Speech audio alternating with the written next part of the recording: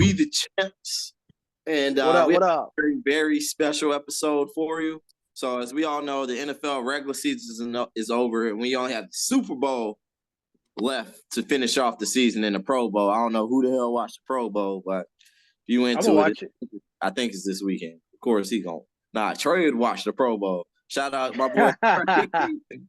Check out his new ebook, How to Start a Vending Machine Business. But let's go ahead and get into the mix. I'm your host, Jay, and we got our co-host right here. What's your name, Brian? What up, Jay? What up? What up? All right. And then we have a very special former co-host of We the Champs, Yeah, Mr. Mo special. Williams. Yeah, Mr. Maurice Williams. Yeah, I got fired. All right. Hey, no worries. Tell him about to give him more, man. We got to give him more up here. Real talk. Hey, Yeah, I do give them a podcast, so it's an inspirational podcast. So my biggest focus in life is inspiration and inspires others to grow. So that's what I do. Sir. That's what I do best. And yeah, we're gonna keep it simple, but that's what I do best. Okay. But hey, Yes, sir. Get into the mix. So this special episode here, we're doing the NFL MVP awards, and so you're basically gonna have Jay and I voting for who we believe deserves it the most. And if there's a tiebreaker needed, Mr. Mo here. I'm not sure what happened to your camera, man, but it's all good. Just keep going. Yeah, Mr. Mo here would be the tiebreaker if there seems to be a tie here. All right. So first, I'm gonna set it off. So this one isn't even in. Jay, what's up? If we disagree on these, bro, I don't think we should be partners, bro. Hey, man. All the more reason.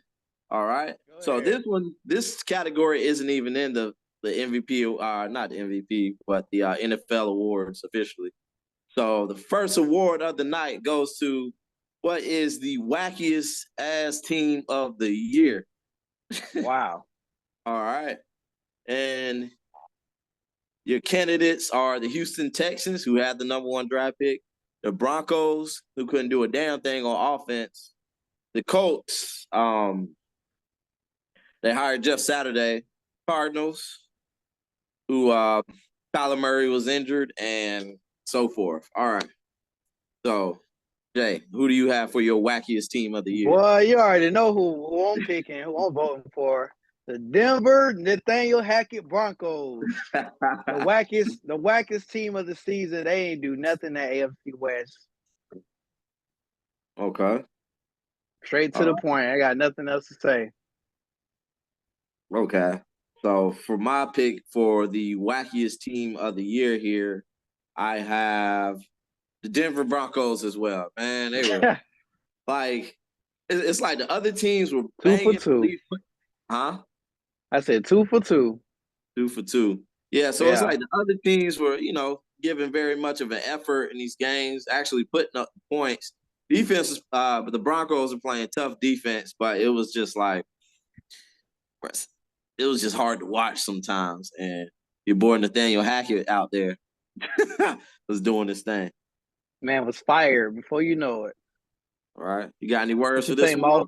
I disagree. Ooh. The wackiest team was Russell Wilson. That's the Broncos. I know that's the Broncos, but this is all Russell Wilson's fault. Excuse my technical difficulties. We got weather problems where I'm at, so you might see my camera go in and out, but we're gonna keep going. All right, so that was just a little additional NFL award. Okay, now we about to get started off hot. All right, so you go through the draft, you get your offense, and you also get your defensive player. So for this category, this is the defensive rookie of the year. All right. Woo! And our candidates are Sauce Gardner, cornerback of the New York Jets, Aiden Hutchinson, defensive end, outside pass rusher for the Detroit Lions, and Tariq Woolen of the Seattle Seahawks. Can I answer? What you got? Can I answer this one for both of y'all? Yeah. It's the sauce. The sauce? All right. What you got for us? Why is this Sauce Gardner? Sauce Gardner is the swaggiest young player you ever seen shutting down field. Only time I really see him get confused was against New England, but that's because he's still young. But to come in and be a dominant cornerback in your first year for a team like the New York Jets, I think Sauce Gardner deserves it easily. And his name is so marketable. He just got everything going for him. Yeah, man. He's in a Super Bowl commercial with Jalen Ramsey. Put some sauce on it. Just imagine Wow. him, like have marketing his own sauce, bro. It'll be crazy. Jay, what you got, man? Well, let me throw my input in. So I understand Sauce Gardner being sauced up, top deep cornerback in the league, but I actually didn't vote for Sauce. My vote went into Aiden Hutchinson. And let me tell y'all why. First off, the 9.5 sacks as a rookie, that's impressive. We'll take that any day, right? On the bad Detroit Lions defense. But the 3 INTs, this guy had 3 INTs this year. We all know how hard that is to do as a defensive lineman. And it gives me TJ Watt vibes. It gives me JJ Watt vibes. You know, those guys were always able to jump up, intercept the pass from the quarterback. JJ Watt ran a ton of those things back for TDs. So I said, okay. Right, I watched Aiden Hutchinson. Yeah, I watched Aiden Hutchinson closely this year, and that guy's gonna be tight for the rest of his NFL career. So I gave him the nod. It was close, but I value those 3 INTs and the 9.5 sacks as a wrecking crew for a rookie in the NFL. So I went a little stats. I went a little stat based here. All right. So for my pick, I have to go with the sauce, baby. Yeah, Sauce. So he was arguably the best player other than Quentin Williams on what was a tough Robert Saleh New York Jets defense. And Sauce Gardner was that dude, man. It's tough to go in here as a rookie and be a shutdown corner. I mean, if you're looking at it, he was arguably he had a likely chance of being first team All Pro in the league his rookie season. Yeah. He even had an argument for being defensive player of the year, but they're not going to give that to a rookie, you know, just out of respect for vets and guys that have already done their due time in the league. He had 20 passes defended on the season. I mean, Sauce is that dude. He was sauced up all year. I have no complaints whatsoever. I just valued, you know what I'm saying? I got no complaints for the sauce. Okay. Yeah, let's just say he might have less stats because they weren't throwing Right. his by the end of the season. Yeah, right. Right. All right. Moving Keep on it to moving. our next category. This is an exciting one, just like defensive rookie, but except we moving to the other side of the ball. Offensive rookie of the year. Our candidates are Brock Purdy, Kenneth Walker Jr., and Garrett Wilson. All right. Can I lead this one off? I'm going to lead Yes, sir. So this one was a tight one. You know, quarterback is the toughest position in football to acclimate to and play. Maybe cornerbacks second behind that, Sauce Gardner.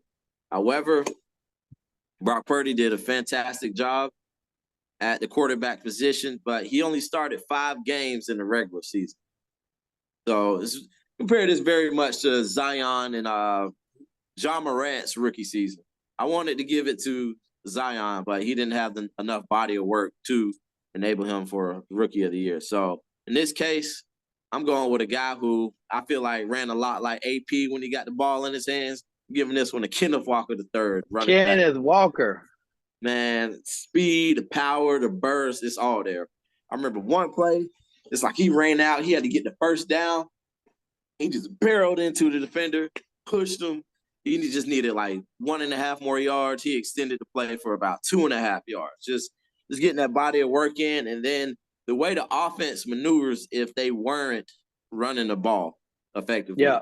You're looking at Geno Smith throwing to DK Metcalf, Tyler Lockett, and those other guys out there. They really were optimized when Kenneth Walker was able to get it done on the ground. And I feel like he was definitely a big part of that. So I got to go with Kenneth Walker III for my offensive rookie of the year. I'll dive into it. Just to piggyback, I mean, I wholeheartedly agree on everything you said. Can't give Brock Purdy a nod, you know, can't give Wilson and I got to go Kenneth Walker. Didn't even start all the games for the Seahawks. You remember they ran Rashad Penny a bit until he left. Yeah. and a little bit of Dallas, and then Kenneth Walker stepped on the scene. Still got 1,000 yards on the season, 9 touchdowns, and the Seahawks were not the same when he went down with the injury. So definitely my offensive rookie of the year. This guy gonna be banging. Combination of power and speed. It's a yes for me. Thumbs up. Okay. What you got, Mo? Hey, Mo, give us some insight. How you feeling on this? I mean, You got Mo? As much as I want to give it to Mr. Irrelevant, he didn't play enough. Although he only lost one game since starting with his UCL injury, but I felt like it was easy this year. Not really that many spectacular rookie offensive players. It's generally that way when there's not as many quarterbacks at the top. So it's an easy decision. He deserves it. Okay. Yeah. I'm curious to see how this would have went if Breece Hall would have never got injured. Breece Hall, and then some recognition, real quick, Jay, to the running back for the Atlanta Falcons, Tyler Algier, ran the ball 1,000 yard season for him as well. So we have another running back too.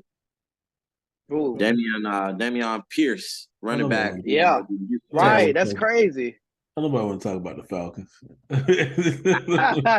Y'all see? You only had like 400 yards, on, bro. No, he only had like 200 yards. He's tough though. He's tough. Oh, he had 1,000. What I'm talking about? My bad. Dang, why are you trying to take away my man credit? My bad. You're a hard runner. He was definitely under the radar, unless you have were really playing him in fantasy or had him playing. All right. Roll in. All right. Next one we have assistant coach of the year. This is really an interesting one right here. So we have Shane Steichen. I'm not sure how to pronounce that. The Eagles offensive coordinator. D'Amico Ryans, defensive coordinator of the San Francisco 49ers, and Ben Johnson, the offensive coordinator for the Detroit Lions. Set this thing off, Jay. Oh yeah, this is easy for me, bro. Shout out to the other coaches, but it's got to go to that Eagles offensive coordinator, bro. Shane Steichen, just coming into the season this year, making Jalen Hurts comfortable, implementing AJ Brown and Devontae Smith to each have 1,000-yard seasons. That's just incredible. And being able to run the ball as efficient. The Eagles, I mean, they scored on opening drives all season long. He has to get this reward. Not taking away anything D'Amico did or the Lions offensive coordinator, but I mean the success the Eagles had, just 12-0 before they took an L to the Commanders. It's hard for me to overlook that, bro. I got to go with the Eagles offensive coordinator, Mr. Shane. He's gonna be a head coach soon. Watch. You got Mo? It's on Jalen. All right. So I feel like not taking anything away from Shane Steichen's job with the Eagles and D'Amico Ryans with the 49ers. However, I'd like to say you could have seen that coming, especially with the talent they have. But Ben Johnson, offensive coordinator for the Lions, man, who had any clue that that Jared Goff would have been out there slanging that thing like he did? Like the Lions would have been banging in every game, dropping 35 points. You know, the Lions were third in total touchdowns for the season. They scored 54. That's only 5 behind the Eagles with 59 and 7 behind the Kansas City Chiefs with 61. I mean, the effectiveness in the red zone. You seen how many touchdowns did Jamal Williams have in the red zone? A lot. Like, 15, 16? So they were converting in the red zone. And Jared Goff, everybody wrote Jared Goff off, said, oh, my gosh, Jared Goff can't see the field. He's just a great arm talent. But if we were out there, I don't think the Lions have any intentions on getting rid of Jared Goff anytime soon within the next 2 seasons. Getting the job done, the motions they have, power running, just airing the ball out. Ben Johnson is definitely in the hunt for a future head coaching job. And this is no slight to D'Amico Get him, Ryan, Mo. but Get him, Mo. hey, Get I him, saw Mo. coming into the season, I saw the 49ers having a good defense, I'm sorry. and I Get him, saw the Mo. Eagles having a great offense. I'm Get his sorry. ass, Mo. Get I'm his sorry, ass, but Mo. y'all talking about getting future head coaching jobs, but defense win championship and flaunting the number one defense in the league and getting a 6-year contract with the Houston Texans, who he used to start from, where he won Defensive Rookie of the Year. D'Amico definitely put on the coaching clinic this year. I mean, he gave up 31. He gave up 31 points in his last game, but up until Josh Johnson fumbled that ball, they was actually slowing the Eagles down. And let's not forget, they was a missed challenge away from being not converting on that fourth down the Eagles was. So in the first quarter. yeah, I mean, Yeah. he did not catch that pass. The Eagles, like they said, it's not the fault that the home team did not replay the play so the 49ers could see it. Y'all know they slipped Man, that look, in. you talking music to But Jay ears, bro. Come on, but man. if I had to pick between the two, I mean, I just think taking a talent like AJ and not having these wide receivers. First of all, it is hard to take star wide receivers. One won a Heisman, one dominated for the Texans. It's hard to have Titans. them Titans and have them coexist. So I'm actually going to have to agree with Jay. There's no way I'm giving it to the Lions because maybe comeback coach of the year or most improved coach, assistant coach. But no, Eagles, I'm so tired of the Eagles getting disrespected and overlooked. They deserve it. So if I have to break the tie, I'm going to go with the Eagles. But personally, D'Amico, who has a 6-year contract at coach for the Houston Texans and the second round pick in the draft and cap space, that defense is trifling. Sick. Yeah, I would. I'm sorry, Jalen. I would have to go with Jay on this one. Hey, he just want to. he just want to, you know, saying get a Lion some kind of reward for the season. Hey, man. Are you sure about that? Are you sure, Mo? The Eagles can't stop. The Eagles gonna win the championship and still be disrespected somehow. So I just feel like they've been overlooked all year. So, you know, I'm gonna have to agree with Jay.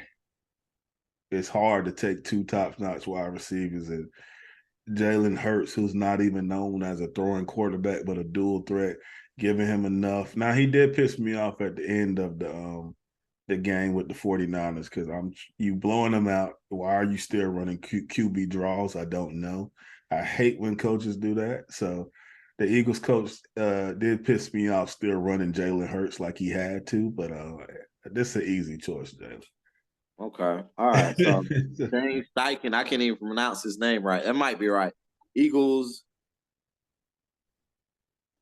offensive coordinator wins that award. All right. So moving on. So that's the assistant coach in the year. We're going to head into the coach of the year. Our candidates for coach of the year are Doug Peterson, head coach of the Jacksonville Jaguars, Brian Daboll, head coach of the New York Giants, and Nick Sirianni, head coach of the Philadelphia Eagles. All right. What we got? Should I pop it off again? Go ahead, man. Go ahead. All right. It'll make sense if I go with Nick Sirianni. I picked him at the mid-season rewards, but I'm going to sway off of him. Brian Daboll, we know the story for him. It's impressive, yada, yada, yada. But I'm actually going to give this to Doug Peterson. Let me explain. So, the Jaguars was a shit show last year. Wasted the talent of Trevor Lawrence. Who was that? Urban Myers. I love how Doug Peterson walked into the role and made some major coaching decisions. Christian Kirk, 1,000-yard season. Trevor Lawrence looked like, you know, the prodigy that we all expected him to be. They started off hot. He had a running back controversy going on with James Robinson, Travis Etienne. He made the right decision. Defense played hard. And I know the postseason don't count, but we see the value of Doug Peterson in that playoff game against the Chargers to be able to make those halftime adjustments, you know, keep his team close together and actually will their way into the playoffs. And, I mean, They took the Titans spot, won some tough games against the Jets, tough games against the Titans, like at the late end of the season. They beat the Cowboys at the late end of the season. Doug Peterson got it done when it was time. So I'm giving him the nod over Brian Daboll and Nick Sirianni, just off the difficulty and the success that the team got this year. In comparison to the Eagles, we expected the Eagles to be great. Didn't expect the Giants to be great, but I don't know. I honestly been a little biased on that postseason victory from Doug Peterson. I'm not, you can't go wrong with any of these choices, honestly. All right, sweet. So mine, you already know who mine is. Taking Brian Daboll of the New York Football Giants. So coming into this, simply off of this, coming into this season, look. Go ahead, do your thing. Go ahead. Go ahead, bro. All right, coming into this season. Go ahead. We saw Doug Peterson, previous Super Bowl coach, has that on his resume with the quarterback. There's some hitters at wide receiver. They got Kurt, Jones. They got something to build off of. Coming into the Giants, Brian Daboll coming from the Patriots.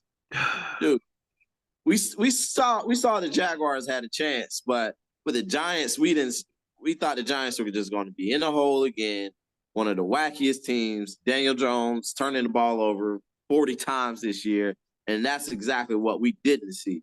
The New York Football Giants are one of the most button-up teams I saw all year. The fact that they had two Pro Bowlers on this team, Saquon and Dexter Lawrence, and still went to the playoffs and advanced to the divisional round was big time. And got the win over your Vikings, Jack. That was beautiful. They just played good football. Tough defense, ran the ball, passed effectively, converted on third downs. Brian Daboll had this team working.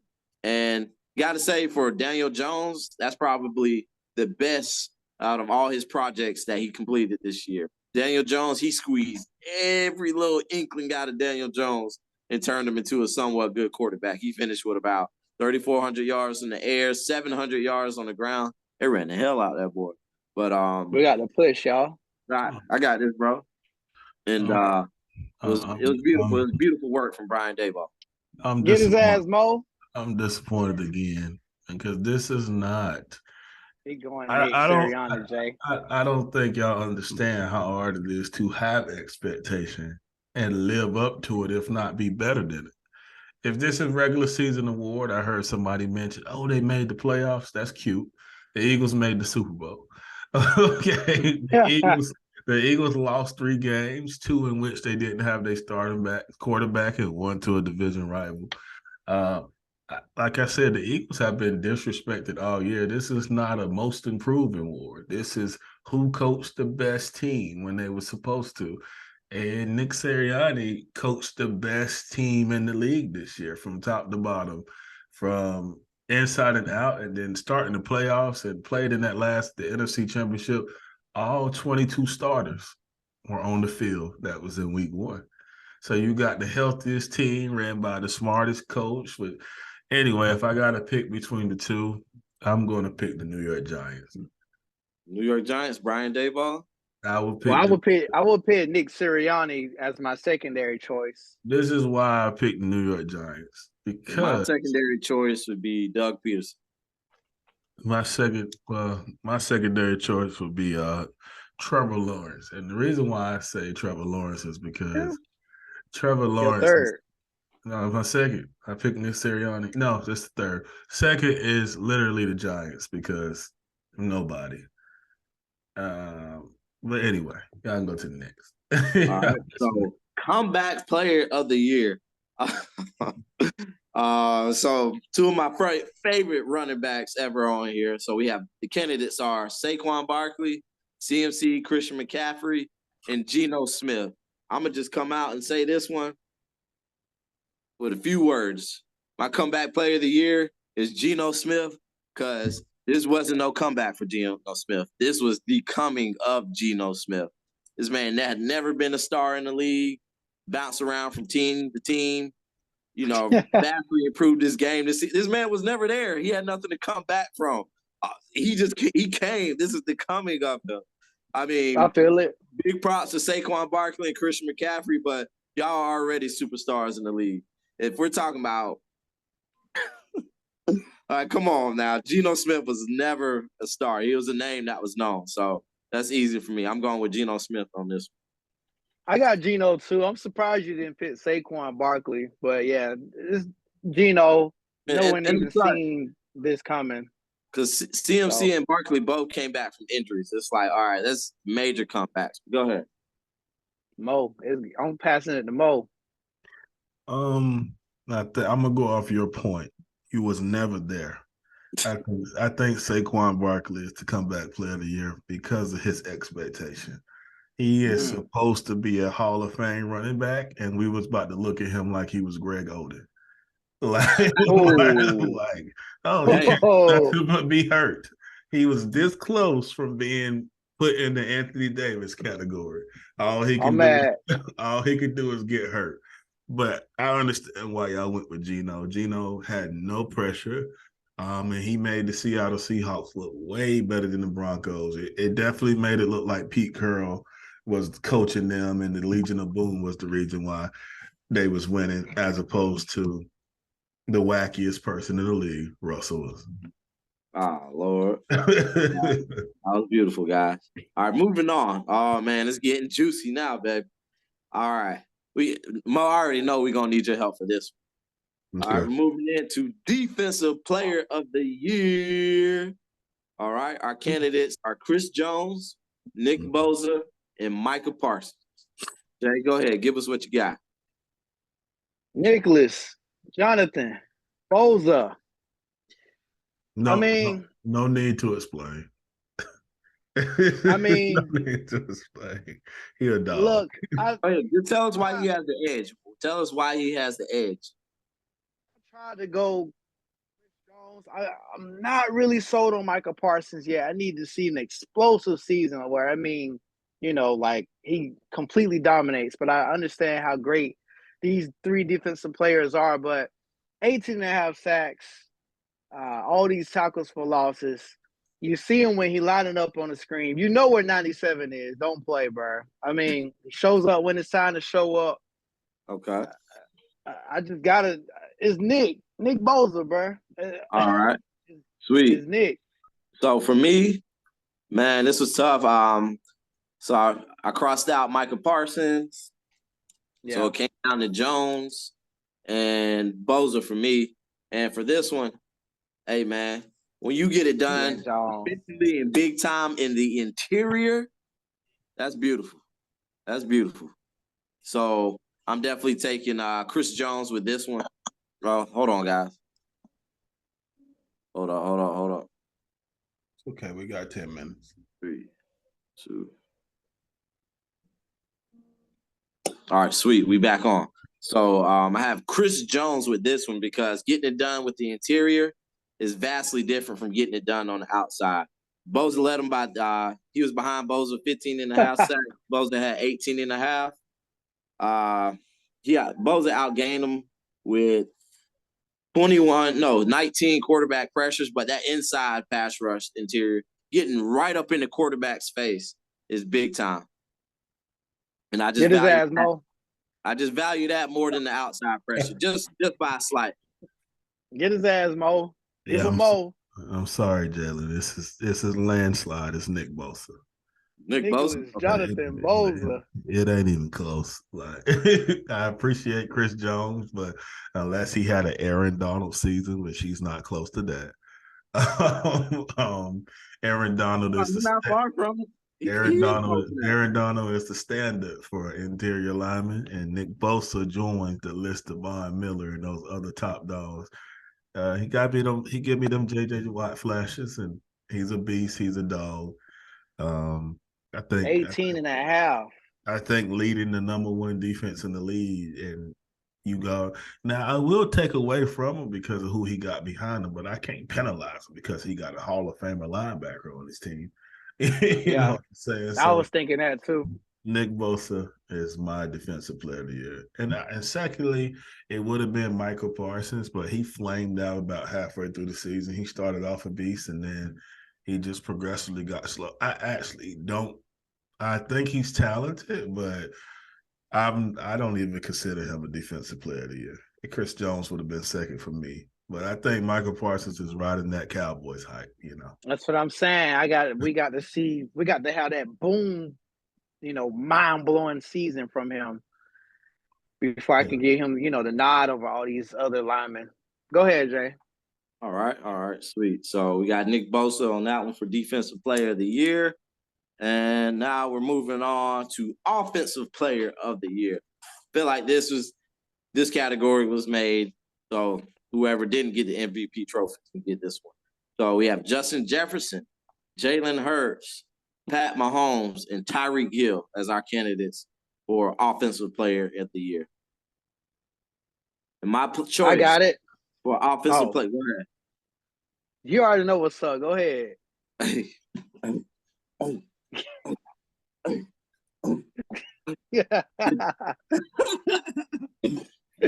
Facts. Know what's going on. Jefferson. All right, man. Yes, sir. Say no more. Same here, bro. How you feel about that one, Mo? It was him, Tyreek Hill, and Patrick Mahomes. And Jalen Hurts. And Jalen Hurts. Offensive player of the year for me would be Jalen Hurts. Coming out of left field doing something he wasn't supposed to do, which is be a good quarterback in the league. I think Justin Jefferson disappointed me at the end of the year because he had a chance to break the record, and he didn't break the record. He should have broke the record. like he had 2 games to break the record, and he had an extra game to break the record. He did not break the record, but you can't really go wrong with picking Justin Jefferson. He had a crazy season, but he should have broke the record. I'm going to give it to Jalen Hurts because, spoiler alert, Jalen Hurts will not be my MVP. So I'll give him Offensive Player of the Year. All right. Okay, guys, moving on. Yeah, real quick. I mean, 128 receptions. I know he didn't break the record for yards, but can't be mad with those numbers he had. So. No. You really can't make a wrong choice. You really can't make a wrong choice. All right, fellas, moving on to the most prestigious award in the NFL, comparable to the Heisman Trophy in the college ranks. We have the MVP of the National Football League. So we're going to cross out Justin Jefferson for this one, and that just leaves us with Patrick LeVon Mahomes and Jalen Hurts. Why we crossed out? Never mind. All right. So, hey, man, I'm going to go ahead and say it. My homeboy. Yeah. My homeboy. Hey, well, the numbers Mahomes put up for this season, ridiculous. I don't even think anybody was close in passing yards. And he played every game this season. I know Jalen Hurts had to miss 2. That would have added to his numbers. But it's hard to go against my homeboy, man. And I don't think they're going to win the Super Bowl. So, hey, go ahead and give him that MVP nod so he can get in that Hall of Fame right now. Mo? It's you, Jay. It's you, man. I already said my homeboy. I don't got nothing to say. Yeah, it's Mahomes in the field, right? So Mahomes has made it to the LeBron James, Steph Curry type level where he's only being compared against himself at this point. That's why I would have given Offensive Player of the Year to Jalen Hurts. Maybe he'll go get that Super Bowl MVP. Maybe. But Mahomes is being compared to Mahomes. And when you flaunting 5,000-yard seasons and you are the greatest talent in NFL history, then yeah, like at some point he's gonna stop winning it because it's gonna not be fair for nobody else. So we're gonna get Mahomes his last MVP trophy. The rest of them be Super Bowl MVPs. The rest of them be Super Bowl MVPs. Hell no. I feel it though. All right, sweet, y'all. That was great. So just another rundown of our winners. MVP, Patrick Mahomes. Offensive player, Justin Jefferson. Defensive player of the year, Nick Bosa. Comeback player, Geno Smith, the guy who was never there. Coach of the Year, Dayball. Offensive coordinator, Shane Steichen for assistant coach. Offensive rookie, Kenneth Walker. Defensive rookie, Sauce Gardner, and the Wackiest Team, the Russell Wilson Broncos. All right, man. You fellas got anything else for us before we end this call, this gathering? That was awesome. No, I enjoyed myself. Thank you guys for having me on the show. I don't agree with some of y'all picks, but it's not my sports show. You know what I'm saying? I felt like the Eagles are still being disrespected. And these segments being that technically they won no awards for having the best team, best offense. I don't get it, but hey, it is what it is.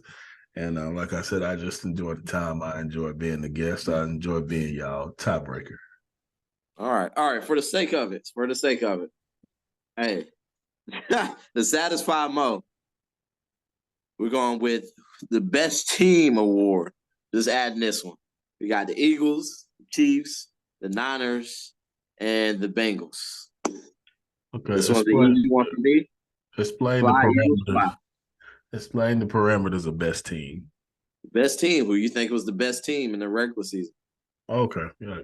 You said Eagles. Who you said, Jay? Well, Mo, you don't want to hit my Eagles takes, so let's not even go there. I'm going to go Bengals. I know they had a disappointing loss, but I think they had the best overall team, quarterback check, receiver check. Go ahead. Good defense. I'm going Bengals. Go ahead, Jay. And I'm going 49ers. To go through 3 starting quarterbacks this year. And still make it to they took Mr. Irrelevant. Best team. I mean, I think if you stack talent for talent, I think the 49ers might got more Hall of Famers on their team right now. Real quick. Give us your second place. It's easily the Eagles. I'm not going to give it to Joe Burrow just because he did what he was supposed to do, even though they started the season off horrible. Like they did last year. They did the same thing they did last year. But I will say Joe Burrow has accompanied himself as the second best quarterback in the AFC because I absolutely hate and despise Josh Allen. I'm sorry. He in the AFC East. That's why. Yeah. Hey, guys. Hey, that's our time constraints for now.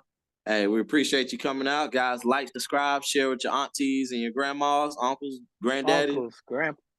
And we are all that. Hey, thank you for tuning in to We the Champz. We out.